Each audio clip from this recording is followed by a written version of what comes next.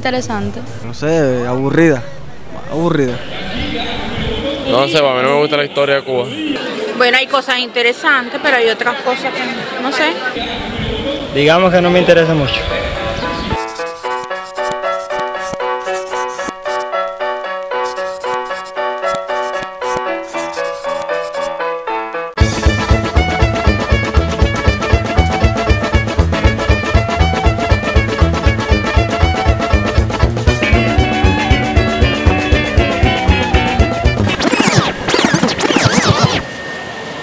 Es una paradoja, porque realmente es una paradoja, que en un país donde tanta atención le da el Estado, la sociedad, a la historia de la patria, a la historia de Cuba, tengamos hoy día, después de 50 años de revolución, tantos problemas en la historia. Historias aburridas.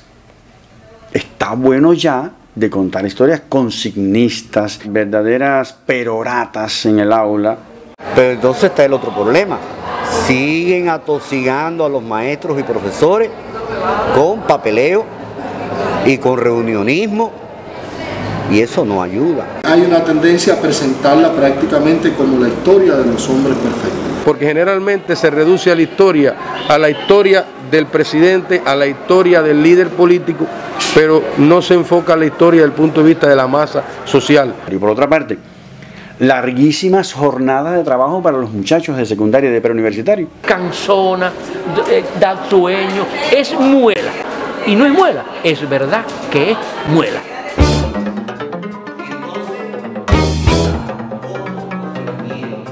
Por la repetición, porque en todos los grados se estudia lo mismo y porque se habla constantemente de la historia de Cuba en todos los medios. Y entonces se pierde un poco el interés a la hora de estudiarlo. El problema es que de la historia de Cuba te dan lo mismo desde que entras a la primaria hasta que te gradúas en la universidad. Ah, bueno, eso sí, hay veces que los profesores en su forma de enseñar, de transmitirla, es un poco monótona, pero... Eso depende del tipo de profesor que te lo da, si tiene interés en darlo o no. Es cierto que puede ser muy tediosa, pero bueno, si es un profesor bien preparado y con bastante conocimientos metodológicos, puede ser bastante interesante y bastante atractiva. Primero, tenemos programas de historia que no son programas ni guías, son catecismos. Y métodos de enseñanza que permean y que realmente afectan la enseñanza de la historia. Yo tengo que hacerlos pensar. Si yo le doy la respuesta, no resolví nada, porque no los desarrollo. La historia es entretenida. ¿Por qué tenemos que hacer una historia aburrida? De causas, consecuencias. Escuché en una guagua a dos jóvenes el otro día. No te preocupes, les decía uno al otro. Si no salen las características, sale la importancia. Memorística y repetitiva. Eso es grave. Y eso es porque el profesor repite. Es sagrada escritura, es un catecismo. Bla, bla, bla. No todo el que imparte historia de Cuba tiene la formación histórica para enfrentar los programas de historia, para poder fortalecer realmente los sentimientos patrióticos. Para hablar de hechos históricos y de personalidades históricas hay que tener sentimiento, hay que conocer la vida de esos hombres, hay que tener amor hacia ellos, hay que tener una sensibilidad humana muy grande. Y para eso no se forma en 2 días. Lo que le llamamos profesores habilitados, que son estudiantes del mismo Politécnico que se mandan a pasar un cursito de preparación de unos meses, le dan un barnicito y al aula.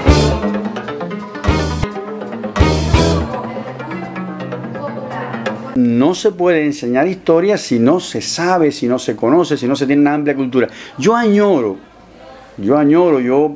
le echo mucho de menos en mi vida a mis profesores de secundaria y preuniversitario, que eran los profesores de historia o profesores de cualquier asignatura de física o de matemática que podían discutir de literatura.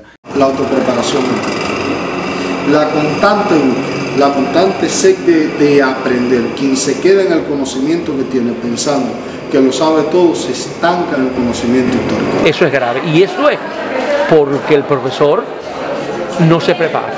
Lleva un material de una computadora o hace una llave en la pizarra y solamente dice factores o dice causas, el alumno tiende a no gustarle porque eso no le gusta a nadie.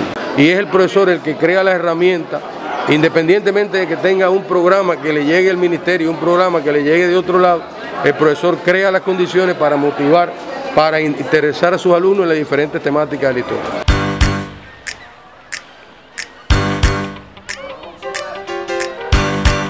A veces la historia de Cuba se hace un poco aburrida por problemas de los profesores. Hablan mucho que, no sé.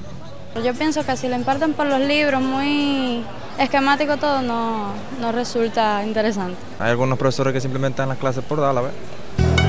Yo le voy a hacer una pregunta. Profesores que tienen que estar en la escuela 8 o 9 horas o un tiempo muy largo. ¿En qué tiempo se preparan?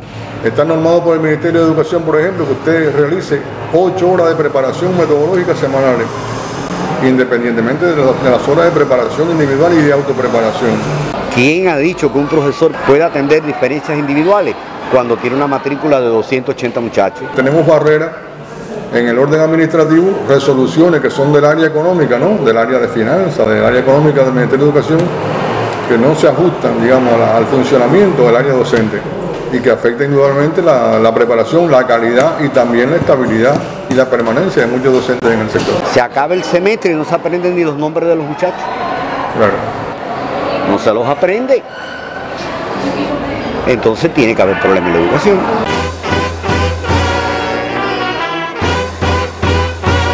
Mientras un maestro repita lo que le digan que repita, no se forma conciencia. No es que el profesor burle las normas de las didácticas, pero recuérdate que la didáctica es parte técnica, es parte ciencia y es parte arte. También hay que ponerle sentimiento y hay que ponerle amor en la explicación para que el estudiante se motive, para que el alumno se motive. No es que el profesor tampoco, para llegar al alumno, tenga que hacer vulgaridades o dicharachos, etc. Pero si el profesor busca y encuentra formas creativas para atraer al estudiante, por supuesto que va a triunfar mucho mejor. Ahora, no le podemos echar la culpa al maestro. Yo pienso que el maestro es víctima del sistema educacional que hemos montado. Pero no pasa nada. No pasa absolutamente nada. El problema es con el maestro. Déjese infeliz, que estás acabando con él. Y ahí puede haber de todo. Y depende también, en mucho, de los funcionarios que les toca trazar las políticas, ejecutar las políticas y defender las políticas. Precisamente producto del proceso revolucionario cubano, se ha querido transformar un tanto la manera de enseñar historia para hacerlo más productivo y sobre todo para que los conocimientos históricos puedan dar respuesta a las situaciones que se presenten tanto en el ámbito internacional como nacional. Pero lo que se hace a 1000 kilómetros de La Habana es otra cosa. Lo que estamos resolviendo ahora de momento, al final se va a convertir en un boomerang para la misma sociedad. Y lo peor entonces, ¿de quién hablan mal? El maestro. Yo no creo que la sociedad cubana hoy día reconozca socialmente al maestro, porque reconocer socialmente al maestro no da un diplomita el día del educador, es crear todo un contexto económico social que lo favorezca, y ese no lo tenemos. Al final te vas a quedar sin maestro, porque se te van.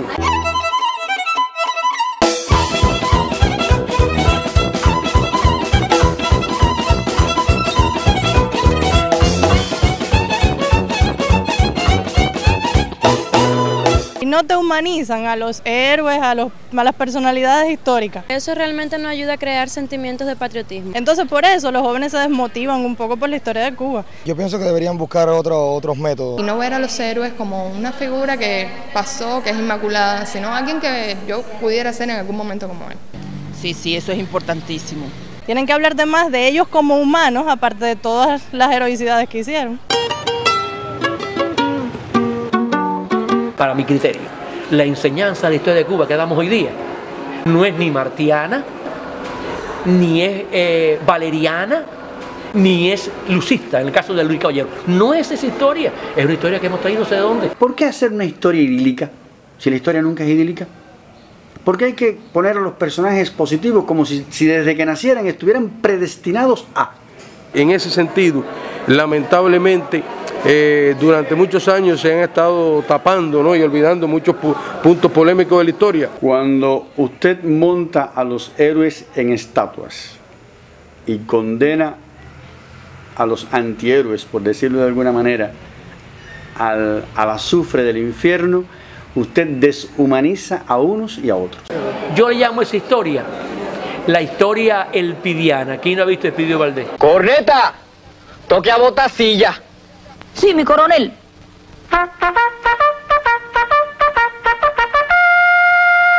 Aparecen los españoles como animales, brutos, imbéciles. Esa es lo que yo llamo la historia elpidiana. Oiga, esto está muy oscuro. Gracias, señora. ¡Abrid paso! ¡Traigo una velita! La historia en que los españoles son feos, borrachos, ladrones y sinvergüenza. Dale, vamos a empezar la ronda, cortico. Me tumbaste el trago, ¿oíste? Y los mambises, cuando ponen a los mambises, padrón, que tampoco es culpa de él, ponen una música celestial, angelito con las alitas. La clave en este enfoque que yo llamo elpidiano, el tratamiento de las personalidades históricas, eso es grave. Eso es gravísimo lo que hacemos. ¿Y por qué presentarlos a todos como si siempre estuvieran de acuerdo si la vida demuestra que no es así? Además, no fue así. Ahí nos perdimos esta historia elpidiana, maniqueísta, ¿no?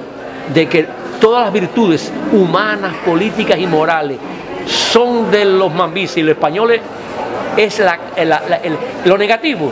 Es falso, no crea patrones de conducta. Al deshumanizarlos tanto, el día que usted descubre entonces que hubo algo positivo en el personaje negativo, entonces usted sufre una gran decepción y piensa que todo lo que le enseñaron no sirve. No es porque diga mentiras, sino porque omito elementos no muy claros de la personalidad. Lo engaño, le doy una sola pieza. ¿Por qué no explotar? ¿Por qué no hacer más rica la historia con las contradicciones profundas que existieron en los procesos revolucionarios cubanos, en los más importantes? Estoy hablando de las guerras de independencia, estoy hablando de la revolución del 30, estoy hablando de la revolución de los 50, en la última guerra civil de los cubanos, la que dirigió Fidel Castro. ¿Por qué no presentar esas profundas contradicciones que, todo lo contrario, humanizan, hacen a esos seres más humanos, me la acercan un poco más, lo hacen más terrenales? Pero cuando usted encuentra y aquellos hombres que hicieron la historia, los baja, en el mejor sentido de la palabra, los baja de su pedestal, los hace vivir junto a uno, los hace lo que son en definitiva, seres humanos. Esas personas que amaron, que tuvieron discrepancias, que tuvieron contradicciones, como somos todos los hombres, pero que resalte además el valor que dejan, la huella que dejan, eso los adorna la historia, eso permite sensibilizar a las personas. Tenemos que triangular la fuente, venga de donde venga. O sea, no podemos reducir el discurso a precisamente un discurso oficial, porque lo digan, porque lo diga la historiografía oficial, porque lo digan las personas que tienen el poder político. Hay que triangular el discurso oficial, el discurso de los grandes dirigentes, con el discurso de las masas. No se abordan las contradicciones porque no hay conocimiento. Otras veces no se abordan porque hay miedo. La politización de la historia le ha hecho mucho daño a la enseñanza de la historia, porque realmente la política forma parte de la historia, pero no es el todo de la historia. Tanto la investigación como su enseñanza, que son dos campos, debe tener una autonomía con respecto, digamos, a la política del Estado.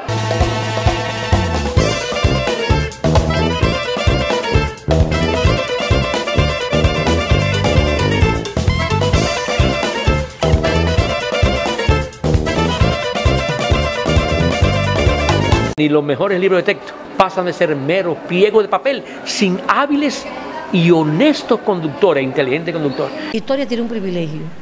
Para mí la asignatura que mejor condiciones tiene en los libros de texto es historia. Y tienen más libros de texto que ninguna asignatura, todos muy actualizados. Lo que pasa es que no podemos hacer del libro de texto una moda. Y todos los profesores no saben trabajar con el libro de texto. En términos pedagógicos es que tú como maestro no puedes querer repetir la lógica del libro de texto. Porque si en el libro de texto viene todo el contenido, ¿por qué yo voy a cansar al muchacho haciéndolo copiar?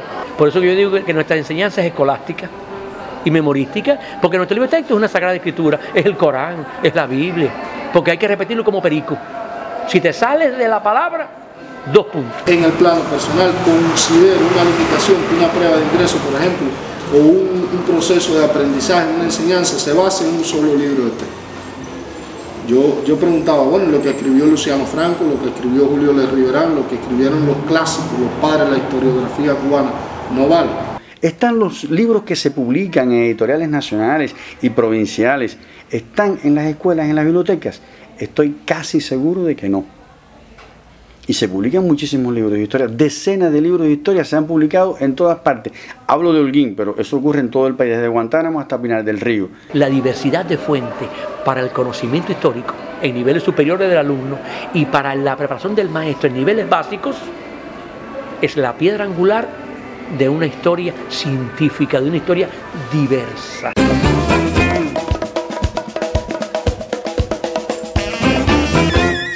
Nada puede sustituir a un profesor, no hay nada, repito, absolutamente nada que pueda sustituir a un profesor con una tiza, un borrador y un pizarrón. Los medios son muy importantes.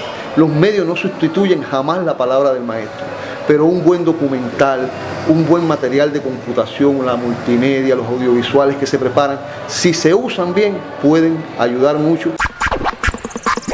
Usted puede utilizar todas las tecnologías del mundo, pero el que enseña es el maestro. Porque lo que usted puede ver y oír en los medios marca, no se lo olvida jamás, pero eso tiene que estar mediado por la palabra del maestro. La televisión sí puede usarse, con mesura. El país dejó de reproducir mapas, láminas, fotos, y eso desapareció en las escuelas. Ahora usted va a dar una clase, usted quiere utilizar un mapa y no existe. Quiere utilizar una lámina, no las hay. Pero tampoco le dan al maestro medios para que las elabore, cartulinas, plumones. La importancia de vincular a los estudiantes a los museos, a los monumentos, que se sintiera la fuerza de la historia local, que es otro elemento importante para la ratificación de ese concepto, no solamente localista, sino también nacional. Por supuesto, por supuesto. Ahora, desde el punto de vista objetivo, me choca. ¿Hasta dónde puede ser posible que un estudiante que está en cierto predio y hay cierta distancia con respecto al museo que tiene, ya sea aquí en el municipio de Holguín, ya sea en Moa, sea en Calixto García, en un espacio de 45 minutos, qué trabajo efectivo se puede hacer en un museo? El sistema de enseñanza está estructurado de tal manera en que el estudiante muchas veces es más un ente pasivo que una persona que puede dialogar con su historia. Bibliotecas, los museos, los centros que atienden no solo asuntos del patrimonio material, sino del patrimonio tangible. ¿Qué tal sería que el estudiante pudiera ir al museo, pero que el museo también entre a la escuela? Quizás esto pudiera ayudarnos un poquito en cuanto a la objetividad de lo que se quiere y se persigue, a lograr un efectivo trabajo con estas fuentes del conocimiento histórico que son indispensables. Visitas a lugares históricos de la localidad, proyectos, viajes, películas, testimonios, cosas que nos hagan vivir la historia de cerca para poder llegar a amarla.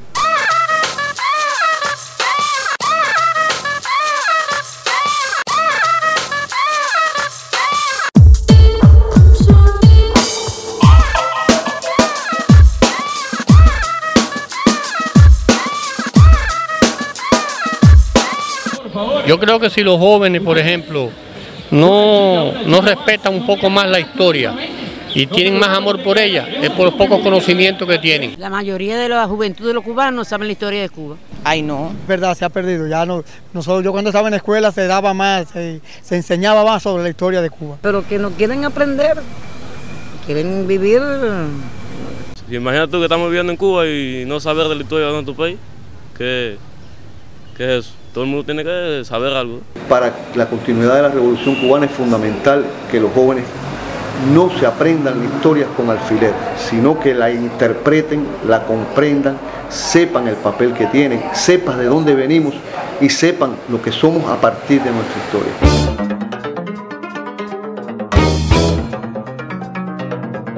Ahora pregunta, ¿en qué año se descubrió Cuba? 1868 puede ser.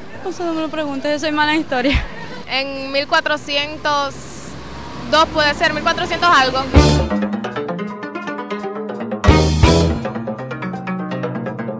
Realmente para nadie es un secreto que la historia en el sistema educacional, la historia de Cuba, no tuvo de verdad aquella importancia necesaria en la formación de los niños, adolescentes y jóvenes. Y entonces realmente hay poco conocimiento de ella en esas edades. Hemos tenido dificultades, pero no quiere decir que estemos perdidos. A ver, mira, los jóvenes son de su tiempo. La historia de Cuba es muy linda. Nada, lo que falta es la chispa, lo que falta es incentivar estos valores en ellos. Más nada. ¿Tú sabes quién fue el primer presidente de Cuba después de 1959? Hermano, no. ¿De qué? No sé. Nuestro comandante Fidel Castro.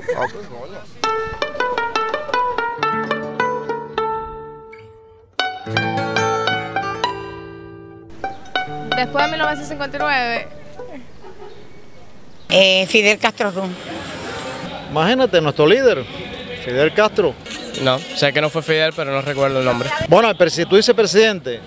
Presidente de nuestro país, después de 1959 fue un presidente que fue electo y después tuvo que sustituirlo porque no se adaptaba a los parámetros de la revolución. Ave María la memoria. Fue Urrutia el presidente. Así que fue Dorticó, ¿no fue? ¿No fue Dorticó? A veces nos reímos, pero realmente lo que debía provocar no es risa, sino todo lo contrario. Porque no hay sociedad en el mundo que pueda desarrollarse, que pueda transformarse, que pueda crecerse sin la historia de sus antepasados.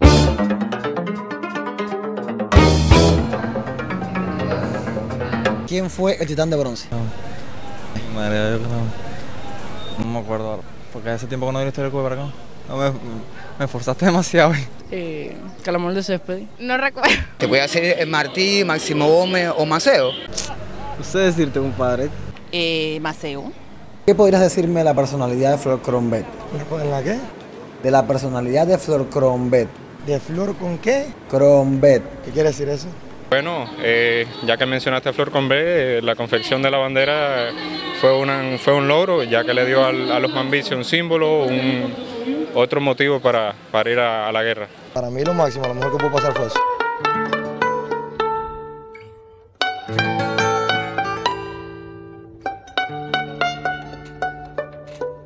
Yo creo que es urgente cambiar los modos de enseñanza de la historia para que se pueda vivir tus raíces, tu identidad.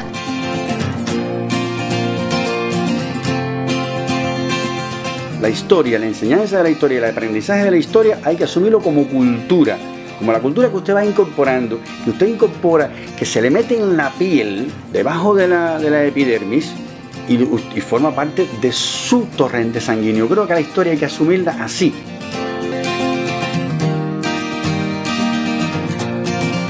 Un país sin historia no es nada. Incluso va más allá de cuestiones de que tú estés viviendo en Cuba o no. Tú puedes sentirte cubano, vivas donde vivas. Y es tu identidad, y es tu forma de ser, y es tu sentido de pertenencia hacia el lugar donde naciste.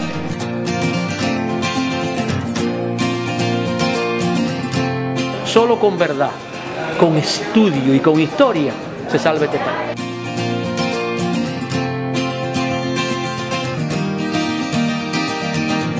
No creo que esté todo perdido, me parece que está como dormido, que está como rechazado.